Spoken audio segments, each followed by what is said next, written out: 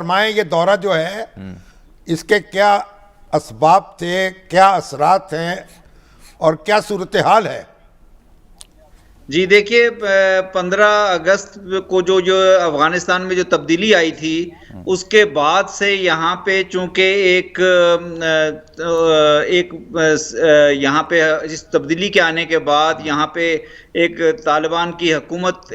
इस्लामी इमारात की हुकूमत कायम हुई। वो हुकूमत अभी तक रिकग्नाइज तो नहीं है, लेकिन उससे दुनिया की अब एंगेजमेंट हो रही है, अफगानिस्तान के नेबर्स की भी एंगेजमेंट हो रही है। यहाँ पे पहले कतर के वजीर खारजा आए थे, फिर उज़्बेकिस्तान के वजीर खारजा ने भी यहाँ का दौरा किया था। यहाँ से अफगानिस्तान का अपना जो इस्लामी इमारात का वफ्द था वो दोहा में टॉक्स के लिए यूएस के साथ, अमेरिका के साथ उनकी बातचीत हुई। फिर वो मॉस्को गए अभी, और अब इस एंगेजमेंट के सिलसिले में ही चूंकि पाकिस्तान और अफगानिस्तान के आपस के कुछ मामलात में भी, जिसमें लोगों की मूवमेंट के इश्यूज हैं, ट्रेड और ट्रांजिट के इश्यूज हैं, इन सब चीज़ों पे बातचीत के लिए ये एक दौरा प्लान था जो कि आज हुआ, जिसमें वजीर खारजा यहाँ तशरीफ़ लाए। उनकी अफ़गान वजीर खारजा के साथ मुलाकात हुई, उनकी फिर एक डिटेल्ड मुलाकात हुई अफ़गानिस्तान के वज़ीर आज़म जनाब हसन आखुंद के साथ। उसमें इनकी काबीना के तमाम बड़े बड़े वज़रा शामिल थे, दिफा के, ख़जाना के, एविएशन के, कॉमर्स के, और भी दीगर वजारतों के 8-9 मिनिस्टर्स उसमें शामिल थे, और तमाम मामलात पर बातचीत हुई। ये दौरा बेसिकली इसका मकसद ये था कि जो मामलात पाकिस्तान और अफगानिस्तान के मूवमेंट्स के सिलसिले में, लोगों की मूवमेंट के सिलसिले में, या ट्रेड के सिलसिले में, या तोरखम और चमन पे जो मामलात हो रहे हैं, या जो फ्लाइट्स के सिलसिले में आपने देखा कि मुश्किलात आ रही थी, चूंकि अफगानिस्तान में एक 15 अगस्त के बाद एक मुख्तलिफ किस्म का माहौल है इंटरनेशनली, तो इन तमाम चीज़ों पर बात की गई और इन तमाम मसाइल को हल करने के लिए आगे की तरफ परवाज़ें शुरू हो जाएंगी क्या? जी वे देखें, इसमें चूंकि पीआईए के चेयरमैन भी आए थे यहाँ पे, इनके एविएशन और ट्रांसपोर्ट के मिनिस्टर भी मौजूद थे, तो कोशिश ये की जा रही है कि जल्द से जल्द फ़िज़ाई राब्ते जो हैं वो दोबारा से बहाल किए जाएं, और उसमें दोनों मुल्कों की एयरलाइंस, चाहे वो पीआईए हो या इनकी जो एयरलाइंस है, आरियाना है या काम एयर है, उनको एक लेवल प्लेइंग फील्ड मुहैया किया जाए, और साथ ही किरायों को एक मुनासिब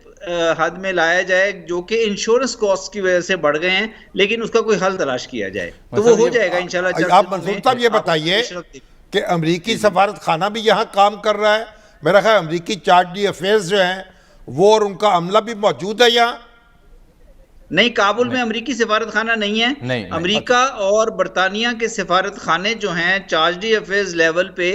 दोहा में मौजूद हैं। वो यहाँ से इवैक्यूएशन के वक्त निकल गए थे 31 अगस्त को, उनके सिफारत खाने मौजूद नहीं है, लेकिन बाकी कई ममालिक के, रूस, चीन, तुर्की, पाकिस्तान, ईरान,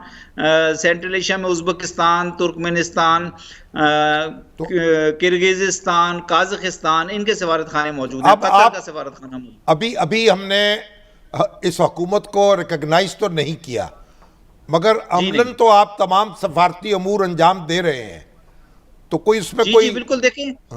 नहीं, उसमें यह है कि दुनिया ने इनको फॉर्मली तो रिकग्नाइज नहीं किया अभी तक, और उसकी वजह यह है कि दुनिया इनके साथ एंगेजमेंट में 3 इश्यूज पे मामलात को वाजे करना चाह रही है। एक तो इंक्लूसिविटी के, ये वसीउल बुनियाद हुकूमत हो जिसमें दूसरी पॉलिटिकल पार्टीज के लोग भी शामिल हों, ख़वातीन के हकूक़ या इंसानी हकूक़ के मामले में पेशरफ्त हो, और काउंटर टेररिज्म पे इनकी पॉलिसी वाजे हो। लेकिन इसके अलावा दुनिया इनसे एंगेज कर रही है, और इसीलिए जैसे मैंने बताया कि इनकी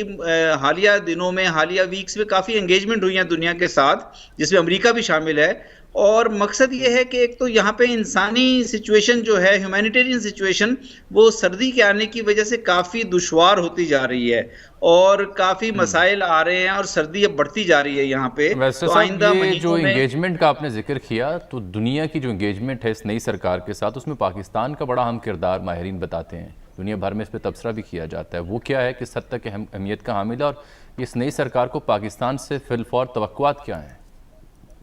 देखिए, पाकिस्तान से उनकी तवक्कुआत यही हैं कि पाकिस्तान उनके साथ, सबसे पहली जो चीज़ है कि मूवमेंट ऑफ पीपल जो है, ये दोनों मुल्कों के दरमियान आने जाने के जो रास्ते हैं इनमें आसानियां होनी चाहिए। और पाकिस्तान की हुकूमत ने भी ये फैसला किया है, हमने अपनी इंटरनल कंसल्टेशंस कई दिन से हमारी जारी थी कि हम अफगानिस्तान को क्या क्या सहूलियात मुहैया कर सकते हैं, इसलिए हमने आज से तोरखम खोल दिया है, जिसमें पहले हमने 15 अगस्त के बाद से एक कंडीशन लगाई थी पाकिस्तान की हुकूमत ने कि एक मिनिस्ट्री ऑफ इंटीरियर से परमिशन ज़रूरी है। अब हमने वो ख़त्म कर दिया गवर्नमेंट ने वो, और जिन लोगों के पास भी वीज़ा मौजूद है उनको आने जाने के लिए सहूलत दे दी है कि वो जा सकते हैं। इसके साथ ही जो बीमार लोग हैं, जिनके पास देहातों के बीमार लोग हैं अफगान साइड से, जिनके पास पासपोर्ट या तज़किरा नहीं है और वो मेडिकल रीजंस की वजह से इलाज के लिए जाना चाहते हैं, उनके लिए भी सहूलत दी गई है कि उनके आने जाने के लिए एक मैकेनिज्म बनाया जाएगा। इस सब के अलावा दो अहम बड़े मामला है, दुनिया भर को तशवीश है दाइश की, वहाँ पे कार्रवाइयों के हवाले से पाकिस्तान को शिकायत रही है TTP के हवाले से। तो इन दो मामलात पर ये मौजूदा सरकार क्या सोच रखती है? आप चूँकि इनसे मिलते रहते हैं, आज पाकिस्तानी वफ़द इनसे मिला है, तो क्या ये दो अहम मामलात भी ज़ेर बहस आए? उनका जवाब इस पर क्या है? आप दाइश और ये टेररिज्म की बात कर रहे हैं? जी, दाइश और TTP और का फिर जिक्र जो पाकिस्तानी तालिबान है, कलादम तहरीक तालिबान, बिल्कुल ये मामलात भी ज़ेर बहस आए, क्योंकि यहाँ पे आपने देखा होगा हालिया हफ्तों में दाइश एक बहुत बड़ा थ्रेट बन के उभरी है, और जो रिसेंट यहाँ पे टेररिस्ट अटैक्स हुए हैं, ख़ास तौर पे शिया मॉस्क को टारगेट किया गया है, काबुल में भी, कुंदूज में भी और कंधार में भी। तो इस बात पे बातचीत हुई है, और तालिबान खुद भी बहुत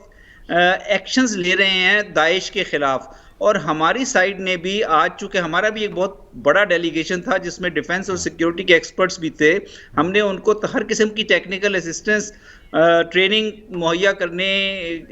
की ऑफर की है दाइश के थ्रेट को से निपटने के लिए। इसी तरह TTP पाकिस्तान के लिए एक बहुत ही बुनियादी मसला है, और हमने उनसे फिर अपनी वो दरख्वास्त का, अपनी रिक्वेस्ट का इयादा किया है कि TTP के खिलाफ एक्शन में हमारी मदद की जाए। और उनका भी ये कहना है दोनों मामलात पे कि वो दाइश के खिलाफ भी भरपूर एक्शन लेने को तैयार हैं, और जहाँ तक TTP का मसला है वो उनका ये कहना है कि किसी भी ग्रुप को पाकिस्तान के खिलाफ अपनी सरजमीन इस्तेमाल नहीं करने देंगे। और इस मामले में हमारे जो सिक्योरिटी मैकेनिज्म्स हैं, जैसे APEPS है, इसको रिवाइव किया जाएगा ताकि इसके अंदर फिर वो मामला डिसाइड हो सके कि TTP के खिलाफ क्या कोऑपरेशन दोनों साइड कर सकती हैं। तो